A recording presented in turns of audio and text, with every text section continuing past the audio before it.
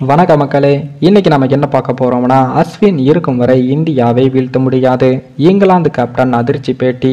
5வது போட்டியில் திடீர் மாற்றம். அதாவது இங்கிலாந்து அணிக்கு எதிரான 4வது டெஸ்ட் போட்டியில் இந்திய அணி வெற்றி பெற்றது. 5 போட்டிகள் கொண்ட டெஸ்ட் தொடரை 3-1 என்ற கணக்கில் கைப்பற்றியது. இந்த நிலையில் தான் 4வது டெஸ்ட் போட்டியில் திருப்புமுனையை ஏற்படுத்தியது அஸ்வின் தான் என்று முன்னாள் இங்கிலாந்து வீரர் ஸ்டீவ் ஹார்மிசன் அவர்கள் கூறியிருக்கிறார். ஜார்க்கண்ட் மாநிலம் ராஞ்சி மைதானத்தில் நடைபெற்ற 4வது டெஸ்ட் போட்டியில் முதல் இன்னிங்ஸில் இங்கிலாந்து அணி 353 ரன்கள் குவித்தது.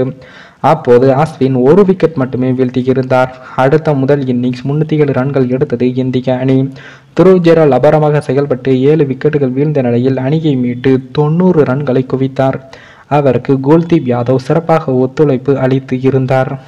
அதன் பின் 2வது இன்னிங்ஸில் இங்கிலாந்து அணியை விரைவாக ஆட்டமாக செய்ய வேண்டும் என்ற நிலையில் அஸ்வின் 5 விக்கெட்டுகளை சாய்த்தார். குல்தீப் யாதவ் 4 விக்கெட்டுகளை வீழ்த்தினார். 145 ரன்கள் மட்டுமே எடுத்து ஆல் அவுட் ஆனது இங்கிலாந்து அணி. அதனை அடுத்து 192 ரன்கள் என்ற வெற்றி இலக்கை 5 விக்கெட்டுகள் இழந்து எட்டியது இந்திய அணி. இந்த வெற்றியில் அஸ்வினுக்கு அதிக பங்கு இருப்பதாகவும் அவரே போட்டியில் திருப்புமுனையை ஏற்படுத்தினார் எனவும் முன்னாள் இங்கிலாந்து வீரர் ஸ்டீவ் ஹார்மிசன் அவர்கள் கூறியிருக்கிறார். அதே போல துருவ் ஜுரல் மற்றும் குல்தீப் யாதவ் நீண்ட நேரம் நின்று பேட்டிங் செய்ததையும் பாராட்டினார். இது பற்றி அவர் பேசுகையில், குல்தீப் மற்றும் ஜுரல் இடையே நல்ல ஒரு பார்ட்னர்ஷிப் அமைந்தது. ஒரு கேப்டனாக யாராவது சிறப்பாக செயல்பட வேண்டும் என்று நீங்கள் வெஸ்ட் இண்டீஸ் அஸ்வினிடம் பந்தை எறிந்தீர்கள்.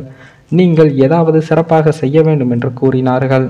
அவர் அதை செய்தார் என்றும் அவர் 5 விக்கெட்டுகளை பெற்றார். அவர் டக்கட் மற்றும் போப் மற்றும் குறுகிய நேரத்தில் ஜோரூட் விக்கெட்டுகளை வீழ்த்தினார். இதனால் தான் இங்கிலாந்து அணிக்கு அழுத்தம் ஏற்பட்டது.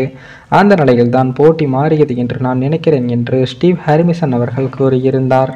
மேலும் இந்த வீடியோ ஏதோ ஒரு விதத்தில் உங்களுக்கு பிடித்திருக்கும் என்று நினைக்கிறேன். நம்ம சேனலுக்கு புதிதாக வீடியோ பார்க்கிறீர்கள் என்றால் மறக்காமல் சப்ஸ்கிரைபர் செய்துவிட்டு பாருங்கள். இன்னொரு வீடியோவில் சந்திக்கும் வரை நான் உங்கள் தமிழ்.